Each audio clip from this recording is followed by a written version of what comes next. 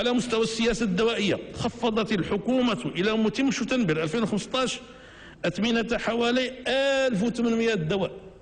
والله إلا أنا رئيس حكومة وهذا الشيء تبعته حرف بحرف. ملي كنبقى نشوف هذه الإنجازات في مختلف القطاعات وفي قطاع الصحة بالخصوص تنقول تبارك الله.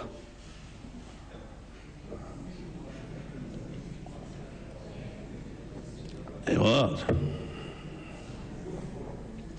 1800 دواء. كما تم العمل على توفير دواء جنيس مقاوم لالتهاب الكبد الفيروسي السي ليباتيت سي، كان الثمن ديالو 80 مليون. السيد وزير الصحة تبارك الله عليه مع الناس ديالو انتجوه في المغرب ب 3000 درهم. المواطن باش يتعالج من 80 مليون غيخلص 3000 درهم. غير هذه كان خاص الا جا عندكم لهنا توقفوا تصفقوا عليه طويلا.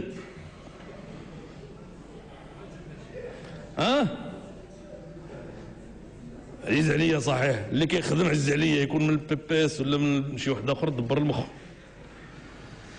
بعدما كانت تبيع الشركات الاجنبيه بمليون درهم، ويهم هذا الدواء حوالي 625 ألف مواطن مغربي مصاب بهذا المرض.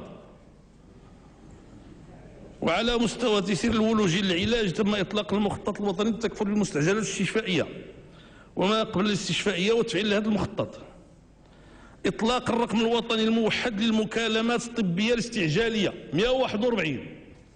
أما كتشعروش باللي كأننا إن شاء الله على الأقل دينا كنشبهوا الدول المتقدمة؟